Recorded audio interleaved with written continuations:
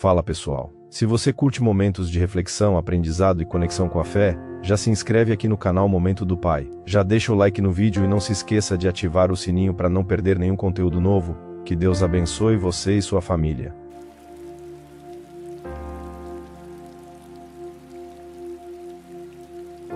Expectativa de serem renovados por Deus essa noite. Glória a Deus. Sabe, eu quero ministrar para vocês algo que tem sido muito real na minha vida. Assim, Deus tem falado muito comigo a respeito de valorizar a presença. Aconteceu algo interessante ontem. A gente tem um GC lá em Cabo Frio. Para quem não sabe, tem 2 ou 3 meses que a gente começou. Ontem tinham lá 500 e poucas pessoas reunidas. Maravilhoso, muitas conversões. E toda segunda-feira tem sido um tempo incrível lá. E aí ontem a gente voltou, só que eu voltei muito tarde. E aí a Kezinha, minha esposa, com Cecília, nossa filha, elas foram para casa da irmã dela e ficaram lá. Kezinha foi para casa da irmã, ficou com Cecília. E o tempo foi passando e a gente demorando para voltar. E aí quando eu cheguei em casa, era tarde demais. Eu falei com meu cunhado, eu falei: mano, Kezinha e Cecília estão dormindo? Aí ele falou: então, cara, já estão dormindo já. Eu falei: eu acho que eu não vou incomodá-las e acordá-las não, eu vou deixar aí, amanhã de manhã eu pego elas então, beleza? A gente mora na mesma rua. E Deus falou comigo de uma forma especial ontem, sabe? A casa ficou vazia sem elas. A casa ficou vazia, mas olha só que interessante. Era a mesma casa, tinha as mesmas coisas, o cheiro delas estava lá, as coisas delas estavam lá, as fotos delas estavam lá. Quantos estão entendendo isso?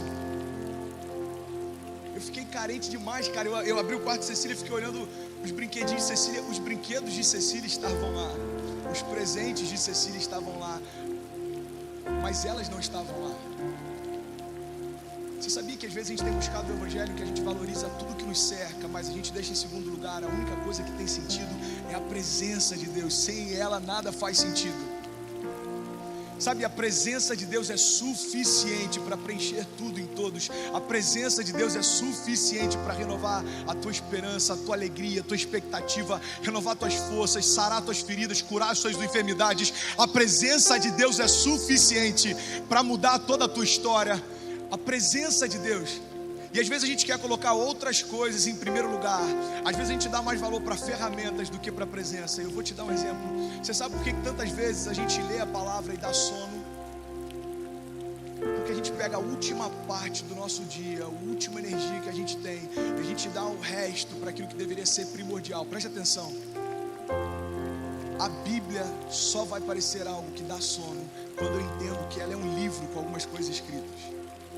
Sabe quando isso mudou para mim? Isso tem alguns anos atrás. Não foi assim que eu me converti. Eu me apaixonei pela obra de Deus. Eu me converti, eu me apaixonei pelo serviço da obra de Deus. Depois de algum tempo eu me apaixonei pelo Deus da obra, pelo Deus do serviço. Quantos estão entendendo isso? Foi quando eu entendi que a Bíblia não é um livro que me ajuda. A Bíblia é o próprio Deus que se revela para mim. Qual que é a diferença entre a Bíblia e a palavra? Pode ser o mesmo instrumento.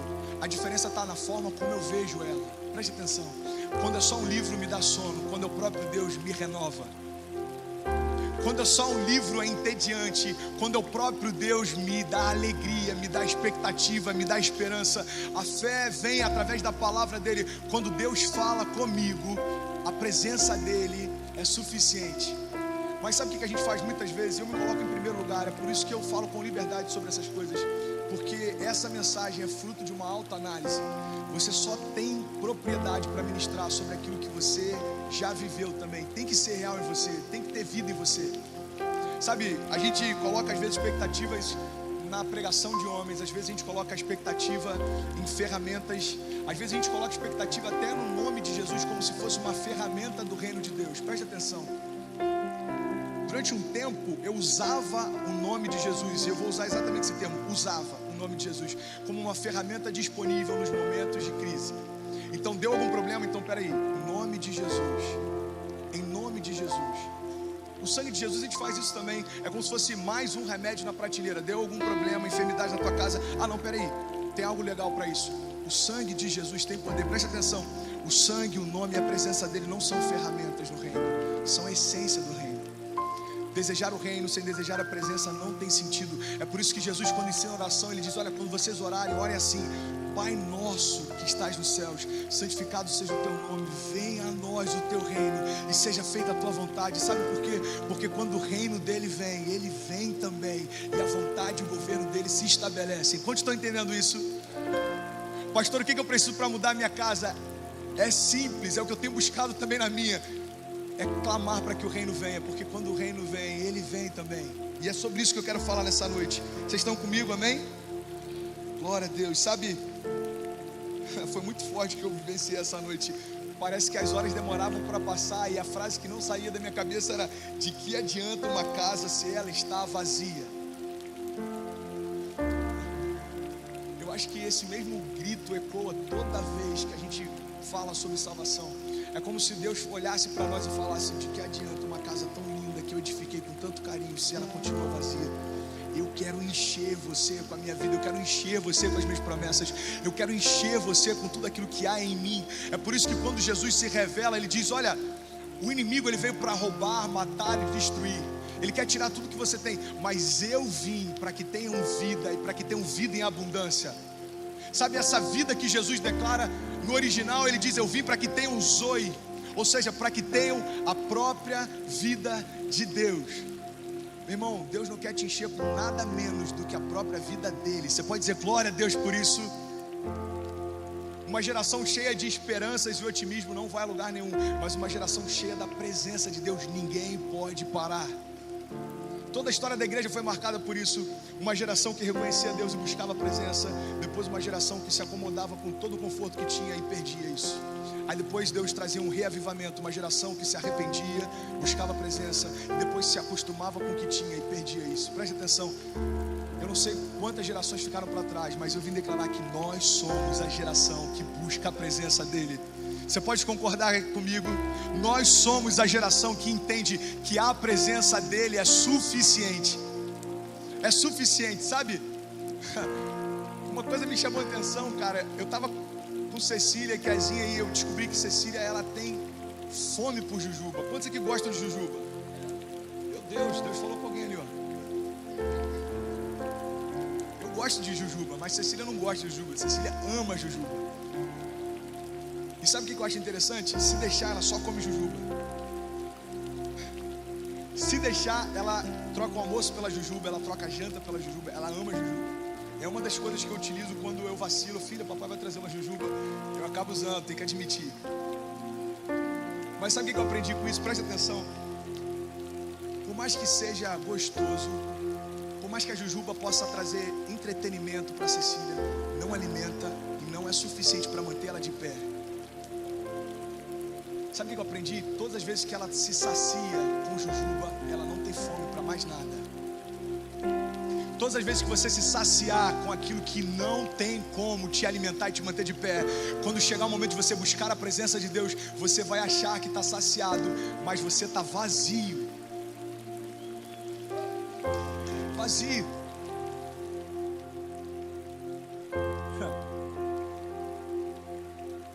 Deus fala demais comigo através da minha filha.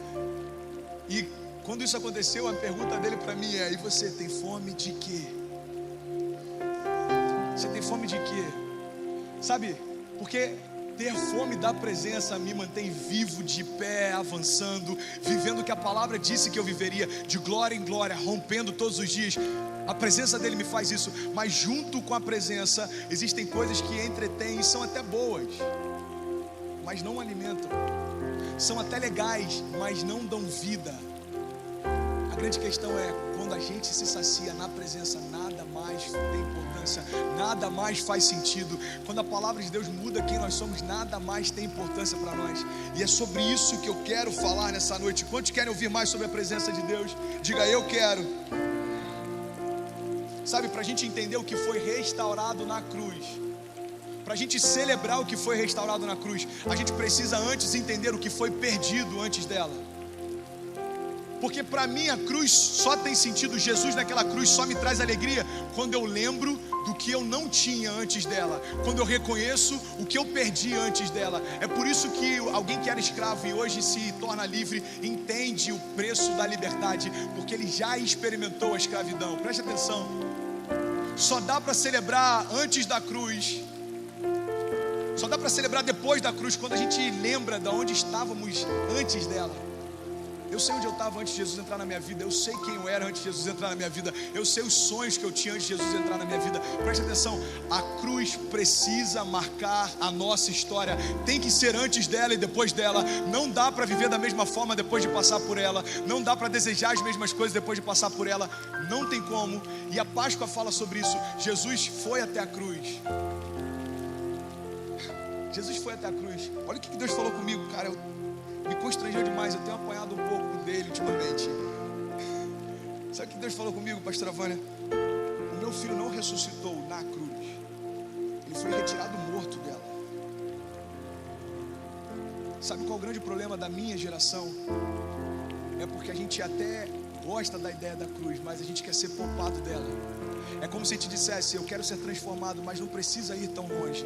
Eu quero ser transformado, mas eu não preciso abrir mão de tudo que eu fazia antes. Eu quero ser transformado, mas eu não quero abrir mão das práticas que eu tinha antes. Eu quero ser transformado, mas eu não quero abrir mão das amizades que eu tinha antes. Presta atenção, Jesus, ele foi retirado morto daquela cruz, porque a palavra de Deus diz que aqueles que morreram com Cristo, com eles também ressuscitarão. E assim como ele foi glorificado, aqueles que ressuscitarem também serão. Sabe o que a palavra está dizendo? Para que nasça quem Jesus sempre quis que você fosse. Aquilo que você se formou, se tornou, precisa morrer naquela cruz.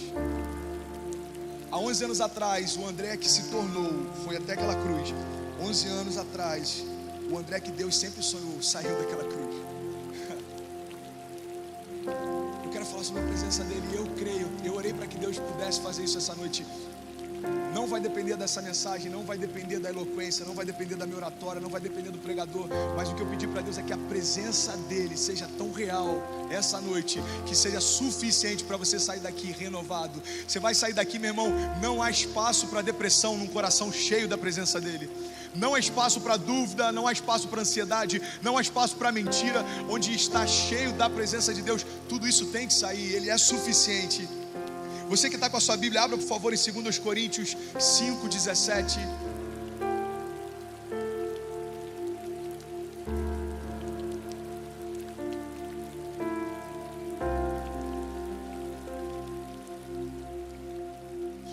Coríntios 5:17. Todos acharam? Amém?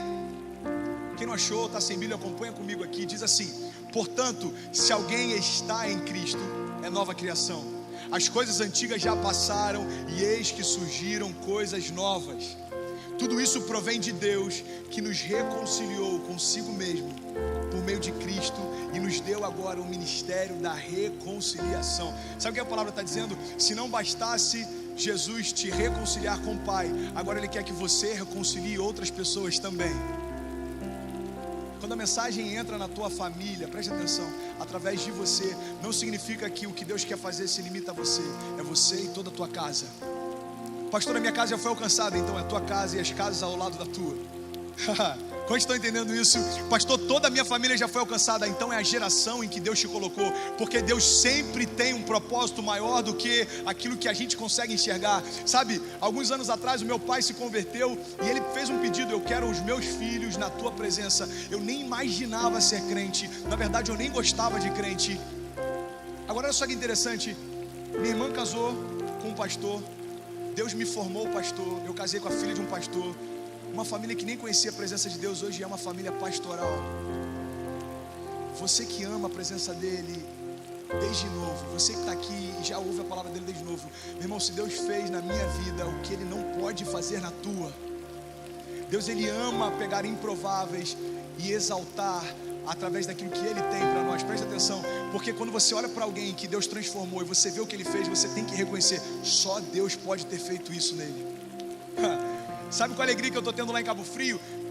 A alegria que há anos atrás eu era motivo de vergonha para minha casa lá. Hoje eu estou tendo a oportunidade de ver parentes meus vindo à frente na hora do apelo. Minha tia já aceitou Jesus, os meus primos já aceitaram Jesus. Eu batizei a minha mãe nesse altar, eu batizei os meus primos nesse altar. Ei, preste atenção, existe uma palavra e ela não volta vazia. A palavra declara que você, se crer, e toda a tua casa servirão a Ele.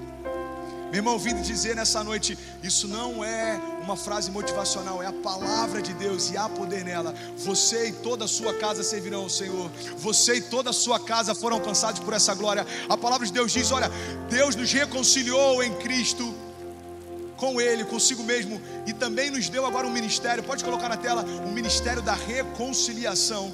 Ou seja, agora Deus em Cristo estava reconciliando consigo o mundo, não levando em conta os pecados dos homens, e Ele nos confiou a mensagem da reconciliação. Olha que poderoso isso. Versículo 20, portanto, nós somos embaixadores de Cristo, como se Deus estivesse fazendo o seu apelo por nosso intermédio. Por amor de Cristo nós suplicamos, reconciliem-se com Deus. E Deus tornou pecado por nós aquele que não tinha pecado. Quantos podem dizer glória a Deus por isso? Deus, Ele tornou o seu Filho pecado por nós, para que agora nele nos tornássemos justiça de Deus. Preste atenção. A palavra de Deus diz que aqueles que estão em Cristo são embaixadores dele, amém? Quantos podem declarar isso? Diga, eu sou embaixador de Cristo. Sabe o que Deus falou comigo sobre embaixadores de Cristo? Eu ministrei alguns meses atrás isso no Next. Eu fui estudar um pouco sobre embaixada. Sabe o que eu aprendi? Não existem embaixadores estrangeiros. Não existem estrangeiros representando uma nação. Sabe por quê? Porque para representar uma nação ou um reino, você precisa ter sido gerado lá. Tem uma frase que fala demais comigo. Eu não lembro se é John Stott, qual pastor, ele diz o seguinte: o motivo pelo qual o nosso evangelismo fracassa muitas vezes é porque não parecemos com o Cristo que anunciamos. O que a palavra de Deus está dizendo é o seguinte: olha, vocês são embaixadores, ou seja, se você foi gerado em Cristo, aonde você está, as realidades do reino que você manifesta estão também. Aonde você está na tua casa, então a tua casa vai experimentar as realidades do reino de Deus. Você está na tua empresa, a tua empresa precisa sentir algo diferente em você. Por quê? Porque você não é daqui, você não foi formado aqui, você não se move pelos princípios daqui, você nasceu do céu, você vai trazer os céus para a terra. Sabe qual é o propósito de Deus para nós? Trazermos de novo os céus para a terra. Quantos querem experimentar os céus tocando a terra? Digam, eu quero. A gente teve o Next Worship Night esses dias, uma noite de adoração com os jovens, e foi absurdo o que Deus fez aqui. Mover de Deus, fluir, jovens sendo batizados, foi maravilhoso. E terminou, a galera veio pra frente, o louvor continuou. E aí a equipe de som precisava ir embora, desligou o som, os jovens continuaram. Sabe por quê? Porque quando a gente está na presença dele, a gente não quer sair dela. Mas preste atenção, a presença não se limita a uma reunião ou um culto, a presença habita dentro de você. Na antiga aliança, só para a gente entender o que Jesus fez por nós, na antiga aliança, o tabernáculo carregava dentro de uma parte muito bem separada a presença manifesta de Deus dentro da arca. Preste atenção. Os homens queriam ter acesso a Deus, mas era impossível, porque a santidade de Deus não suportava o nosso pecado. Preste atenção.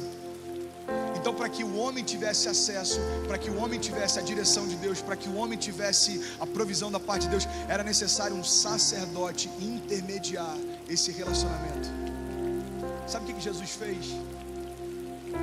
Jesus, ele anulou toda a necessidade que havia de uma terceira pessoa. O que Jesus fez foi o seguinte: olha, agora não há necessidade de sacerdotes, porque eu tornei vocês sacerdócio real. Agora não há mais necessidade de ninguém falar o que fazer, porque eu dei para vocês o Espírito Santo de Deus e toda a direção que você precisa. Agora não há necessidade de nenhuma pessoa, nenhum lugar, não há necessidade de templos, porque Deus fez através de vocês um templo que não foi construído por mãos humanas. Quantos podem dizer glória a Deus por isso?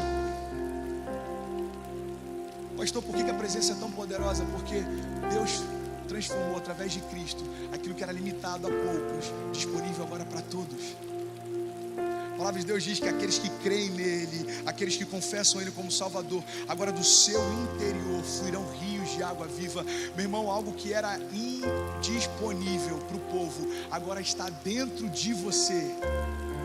Você tem noção disso? Aquilo que o povo não tinha acesso, agora tem liberdade dentro de você.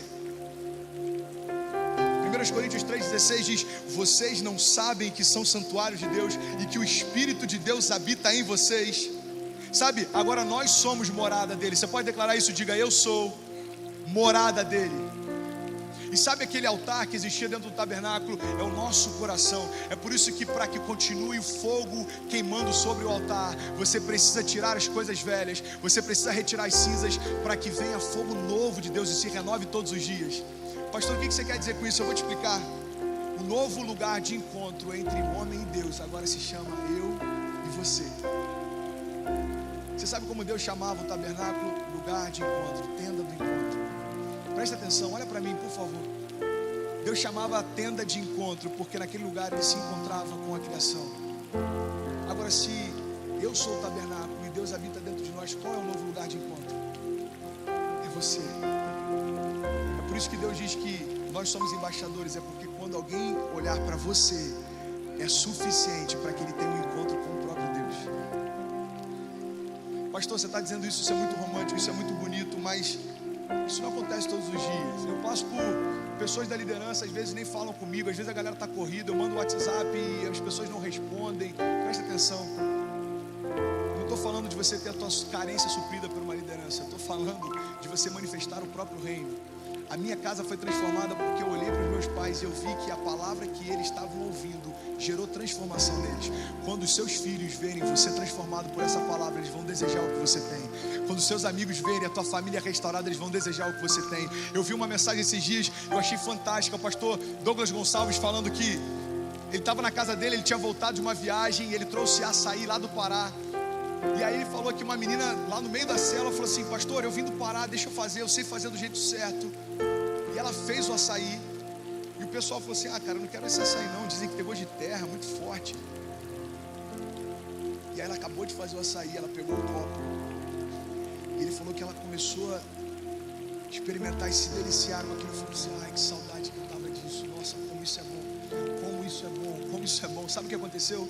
Daqui a pouco veio um jovem, ficou atrás dela, outro jovem, outro jovem, outro jovem. E começou uma fila, todo mundo querendo aquilo que ela tinha. Preste atenção. Sabe o que gerou interesse neles? É porque eles estavam vendo ela se saciar com aquilo. Sabe quando a nossa família vai ter interesse no que a gente tem? Quando eles perceberem que nós estamos satisfeitos com isso. André está satisfeito com o que Deus deu para ele. Cara, eu quero isso que ele tem, porque eu continuo insaciável.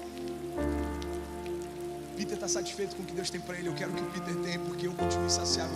Quando as pessoas olharem para nós e verem que não existe ansiedade, preocupação, porque a gente está satisfeito com a presença dele, eles vão vir pedindo: eu quero aquilo que você tem, me dá um pouco daquilo que você recebeu também. Quantos estão entendendo isso essa noite? Sabe, nenhum embaixador é estrangeiro.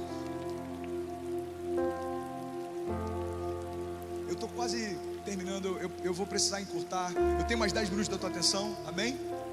Glória a Deus. Então, abre comigo a sua Bíblia rapidinho, Lucas 8, 43. Eu quero começar a pregar um pouco sobre a presença do Pai.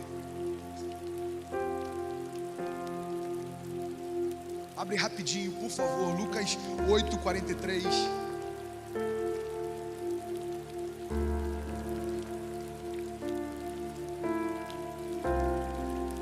O que existia de tão poderoso em Jesus que foi compartilhado conosco? O que existia de tão poderoso em Jesus que Ele compartilhou através da sua vida? Você pode declarar comigo, diga: a presença do Pai. Lucas 8,43 diz: estava ali certa mulher que havia 12 anos, ela vinha sofrendo de hemorragia, e ela gastou tudo o que ela tinha com os médicos, mas ninguém podia curá-la. Ela chegou por trás então de Jesus e tocou na borda do seu manto, e imediatamente cessou a sua hemorragia. Quem tocou em mim? Perguntou então Jesus. Como todos negassem, Pedro disse: mestre, a multidão se aglomera e te comprime. Mas Jesus disse: não, Pedro, alguém tocou em mim, eu sei que de mim saiu poder. Então a mulher, vendo que não conseguiria passar despercebida: pastor, por que ela estava com vergonha? Porque hoje a gente recebe o milagre, a gente tem tanta alegria de poder falar do milagre. Só para você entender, naquele contexto, ela não poderia estar ali, aquilo era passível de morte. É por isso que ela recebeu o milagre e ela teve medo das pessoas saberem que teria sido curada. Mas Jesus lhe fala: não, peraí, alguém tocou em mim e foi diferente, saiu virtude de mim, saiu poder de mim. Então a mulher, vendo que não conseguiria passar despercebida, ela veio tremendo, se prostrou aos pés de Jesus, na presença de todo o povo, e ela contou por que tinha tocado nele e como ela fora instantaneamente curada. Então ele lhe disse: filha, a sua fé a curou, vá em paz. Aquela mulher toca nas vestes de Jesus, preste atenção, e ela é curada. Sabe o que acontece? Começa a se espalhar uma notícia: as roupas de Jesus têm poder para curar. Você ficou sabendo? Uma mulher tocou nas vestes dele e foi curada. Sério? Sério? Cara, então eu só preciso tocar nas roupas dele. É isso. Olha o que diz Marcos 6,56. E aonde quer que ele fosse, povoados, cidades ou campos, levavam doentes para as praças, suplicavam-lhe que pudesse pelo menos tocar na borda do seu manto, e todos os que nele tocavam eram curados. Sabe que o povo começou a acreditar? As roupas de Jesus curam. Mas preste atenção, talvez você vai dizer assim: ah, pastor, mas era o próprio Jesus. Então acompanha comigo, Atos 5,15. Abre rapidinho, vem aqui no telão para a gente não perder tempo. Atos 5,15 diz: de modo que o povo também levava os doentes às ruas e os colocava em camas e macas, para que pelo menos a sombra de Pedro. Você pode declarar isso? Diga: a sombra de Pedro. Para que pelo menos o que? Diga: a sombra de Pedro. Como assim, cara? As pessoas na época de Jesus queriam tocar nas vestes dele, agora queriam apenas que a sombra de Pedro passasse por eles. É exatamente isso que a palavra diz. Olha só, colocavam macas, camas no caminho pelo qual Pedro passaria, para que pelo menos a sombra de Pedro se projetasse sobre alguns enquanto ele passava. Sabe o que havia de poderoso em Jesus? Sabe o que havia de poderoso em Pedro? Não eram as suas roupas, nem as suas sombras, mas era a presença do Pai neles. Sabe por que a sombra de Pedro curava? Não era pela sombra em si, mas é porque quando ele estava à distância da sua sombra, a presença do Pai era tão forte nele, que pessoas eram curadas apenas porque ele passava perto. Sabe por que as roupas de Jesus curavam? Não é porque havia algo especial no tecido dele, é porque a presença do Pai nele era tão forte, que só em tocar sobre as roupas dele, eles eram curados. Presta atenção, sabe o que a nossa geração precisa? Uma presença tão forte quando a gente se encontra, uma presença tão forte quando a gente fala dele, que a gente não precise nem fazer apelo. Os perdidos virão, os cativos virão, os doentes virão, porque a presença dele é suficiente. A presença dele é suficiente, sempre foi e sempre será. Gênesis fala da criação, preste atenção. O próprio Deus olha para a criação, a palavra diz que a terra era sem forma e vazia, e o Espírito de Deus pairava sobre a face das águas. A presença dele era suficiente. Ele disse: haja luz, e houve luz, e todas as coisas foram criadas pelo poder que havia nele. Depois que ele faz toda a criação, depois que ele faz sol, lua, depois que ele vê todas as coisas e vê que tudo aquilo era bom, ele faz então a criação. Preste atenção, você sabe para que Deus fez todas as coisas? Era apenas um habitat para receber a coroa da sua criação, eu e você. Você sabe para que ele se preocupou, meu irmão? Olha só isso. Gênesis, Deus fala: haja luz, e houve luz. Alguns capítulos depois, alguns dias depois, Deus diz então para que haja o sol, a luz e estrelas. Você já parou para pensar nisso? Houve luz antes do sol. Eu creio que o sol ele colocou só para enfeitar a criação. Ele olhou e falou: vai ficar bonito. A lua vai ficar legal, eu acho que combina com a paleta de cores, vai ficar bom. Sabe o que eu quero dizer com isso? Tudo isso era só para que a criação pudesse habitar em um lugar melhor, mas a habitação não era o propósito final. Você sabe qual era o propósito final de Deus? Era gerar um lugar de encontro em que o homem tivesse prazer na sua presença. A palavra de Deus diz que na viração do dia ele se apresentava para o homem. Sabe o que ele estava dizendo? Olha, eu quero que o teu prazer esteja na minha presença. Mas o que acontece? Você já sabe, o pecado entra na história da humanidade e a gente se afasta de Deus. A palavra de Deus diz que nos tornamos inimigos de Deus. A gente se afastou dele. Preste atenção.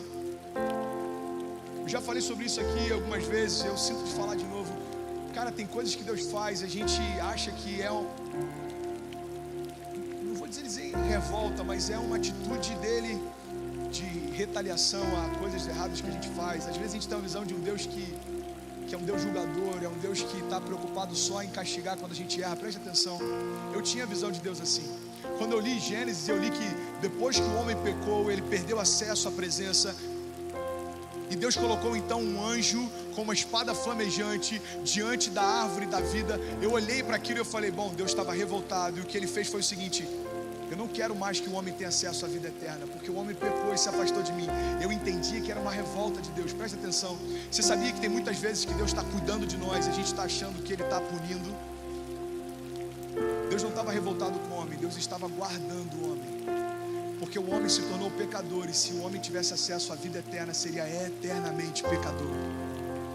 O que Deus estava fazendo é o seguinte: olha, até que ele seja restaurado e a minha natureza seja renovada nele, eu não quero que ele tenha acesso à vida eterna. Por isso, quando Jesus vem, ele diz: olha, eu sou o caminho, a verdade e a vida. Eu vim para restaurar a natureza do Pai em você, e agora, tendo a natureza do Pai restaurada, eu também te dou acesso à vida eterna, porque você é santo, é eternamente santo. Seja santo como eu sou santo. Esse é o convite que ele faz. Ei, cuidado de Deus é sempre para que a presença dele continue sendo guardada.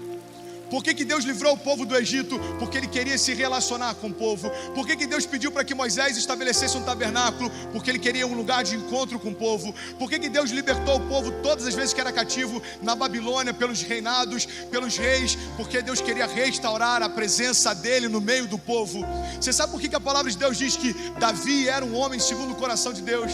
Porque enquanto Saul estava preocupado com o trono, Davi estava preocupado em trazer de volta a presença de Deus para o meio do povo. A palavra de Deus diz que Saul está preocupado com o trono e ele está perseguindo Davi. Todos estão acompanhando comigo? Amém? Ele já era rei, cara, mas ele estava preocupado com o que ele tinha. Davi está no meio do deserto sendo perseguido. Tem um salmo, eu não lembro qual é o salmo, eu até anotei aqui, deixa eu compartilhar com vocês. Você medita depois, eu tenho que correr. Salmo 132. No Salmo 132 diz assim: Senhor, lembra-te de Davi e das dificuldades que ele enfrentou, porque ele jurou e ele fez um voto ao poderoso de Jacó: eu não entrarei na minha tenda, nem me deitarei no meu leito, e eu não permitirei que os meus olhos peguem no sono, nem que as minhas pálpebras, misericórdia, volta lá, filho, nem que as minhas pálpebras descansem, enquanto eu não encontrar um lugar para o Senhor, uma habitação para o poderoso de Jacó. Preste atenção, Saul está preocupado em perder o trono, Davi está preocupado em trazer a presença. Saul está preocupado em continuar mandando, Davi está preocupado em ter o governo de Deus sobre ele. Saul está preocupado em ter status, Davi está preocupado em ser quem ele é na presença do Pai. Sabe por que Davi é um homem segundo o coração de Deus? Porque no coração dele só tinha espaço para a presença do Pai. Davi não é um exemplo de caráter, Davi não é um exemplo em vários aspectos, mas em uma coisa a gente pode se guiar pela vida dele: ele amava a presença de Deus. Quantas vezes você já questionou a atitude de Saul, cara? Quantas vezes a gente olha para essa história e a gente questiona a atitude de Saul, mas eu me vejo em Saul todas as vezes que eu me preocupo mais em manter aquilo que eu conquistei do que em buscar a presença dele. Todas as vezes que eu estou mais ansioso em manter aquilo que eu tenho batalhado com a força do meu braço para conquistar, do que me deleitar na presença dele. Sabe, o que eu estou convidando você a experimentar não é fácil. Pastor, você está dizendo que no meio de toda tribulação, tempestade, dificuldade, eu consigo encontrar prazer na presença dele? Sim, porque a presença de Deus preenche todo o nosso vazio. É simples assim. Existe paz na presença de Deus. Êxodo 3:11. Moisés chega diante de Deus, preste atenção, olha isso. Deus compartilha com Moisés os projetos que tem através de Moisés. Moisés, você vai ser o libertador do meu povo, eu vou te usar assim, eu vou fazer tal coisa. E sabe qual é a pergunta que Moisés faz para ele? Está lá em Êxodo 3:11. Moisés diz: Senhor, mas quem sou eu? Senhor, mas quem sou eu para fazer isso? Preste atenção, você sabe como Deus responde para ele? Eu estarei contigo, Moisés. Senhor, mas quem sou eu para fazer tudo isso? Eu estarei contigo, Moisés. Senhor, mas quem sou eu para chegar até o faraó? Eu estarei contigo, Moisés. Senhor, mas quem sou eu para libertar o meu povo? Eu estarei contigo. Presta atenção. Sabe o que a palavra está nos revelando aqui? Tudo tudo aquilo que você vai experimentar, os lugares que você vai, as coisas que você vai conquistar, não estão ligadas à sua identidade. É por isso que Moisés pergunta: mas quem sou eu para isso? Não, Moisés, não é você. O que te capacita é porque eu estarei contigo. O que te capacita é a minha presença. Eu estarei contigo, isso é suficiente. Senhor, mas quem sou eu? Moisés, não se preocupa porque você é, eu estarei contigo. Você quer outros exemplos? Deus chama Gideão e ele diz: Gideão, vai nessa tua força. Senhor, mas quem sou eu? Eu sou menor na casa do meu pai, eu sou menor da minha família é menor dentro da menor tribo. Quem sou eu? A dúvida e a preocupação dele era em relação às habilidades que ele tinha. Sabe qual a resposta de Deus para ele? Eu estarei com você. Meu irmão, não sei o que você tem passado, mas o que eu vim declarar é que não depende das tuas habilidades, depende da presença. Ele está com você todos os dias da sua vida. Aqueles que creem nele terão ele consigo todos os dias. Eu estarei em vocês, vocês estarão em mim, nós seremos um no Pai. Essa é a mensagem de Jesus. É por isso que a presença nos traz confiança, porque a presença é suficiente. Sabe, eu quero finalizar aqui, eu quero compartilhar com vocês uma passagem, eu fecho aqui de verdade, que fala sobre Jesus indo ao encontro dos discípulos no meio de uma tempestade.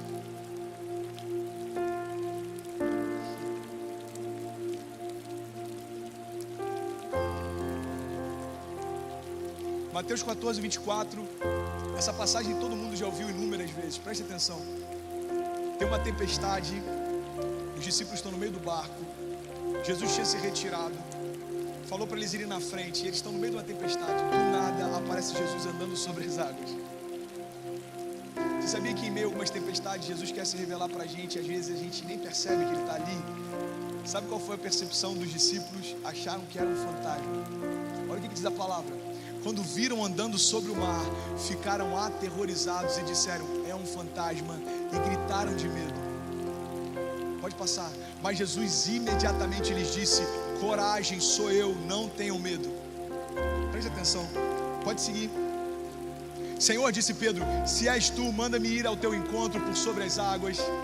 Venha, respondeu ele. Então Pedro saiu do barco, andou sobre as águas e foi na direção de Jesus. Mas quando ele reparou no vento, ficou com medo e começando a afundar, ele gritou: Senhor, salva-me. Jesus então foi até a direção de Pedro, estendeu a mão, o segurou, colocou de volta sobre as águas e disse: homem de pequena fé, por que você duvidou? E quando entraram no barco, e aqui que eu quero terminar, preste atenção, a banda já pode subir, galera do louvor, preste atenção, versículo 32.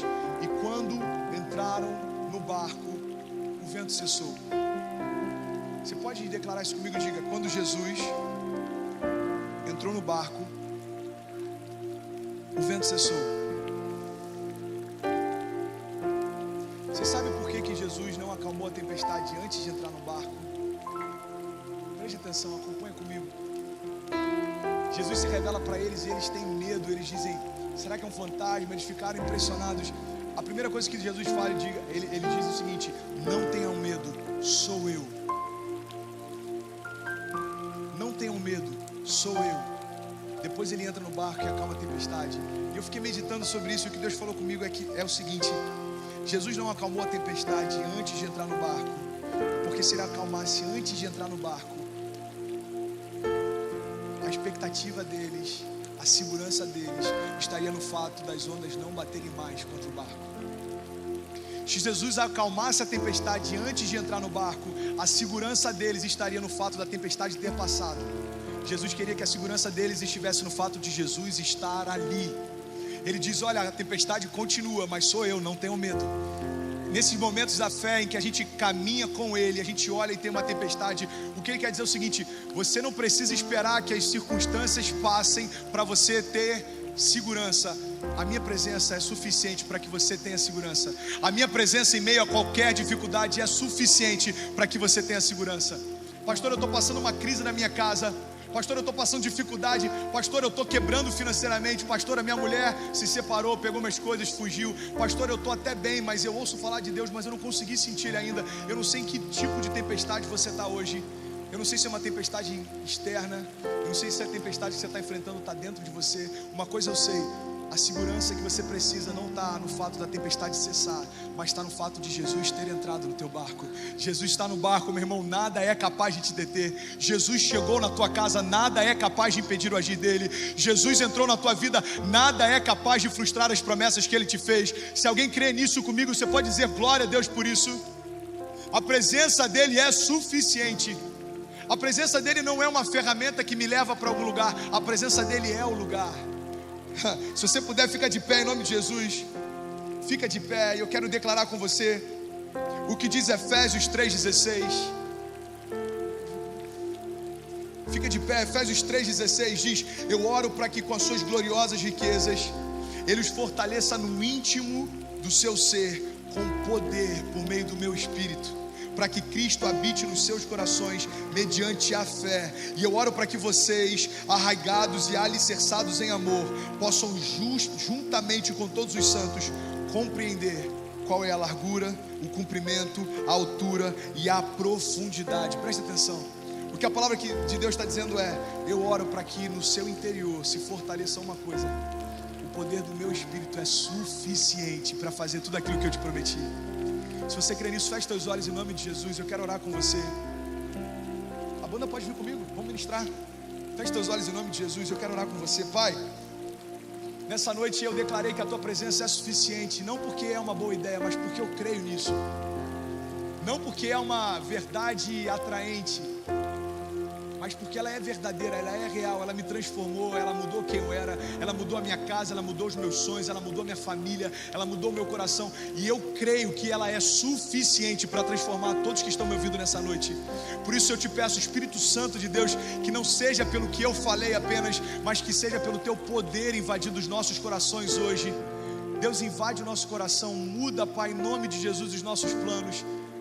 Espírito Santo, vem sobre o nosso coração hoje, quebranta-nos, há poder no teu nome, Pai, para que toda a cadeia caia por terra, há poder no teu nome, Deus, para que todas as correntes se despedacem, há poder no teu nome, Deus, para que todas as circunstâncias mudem, há poder no teu nome, Deus, para que toda a tempestade, depois que o Senhor se revelar para nós, ela cesse. Há poder no teu nome, nós cremos nisso, e se você crê nisso, diga glória a Deus.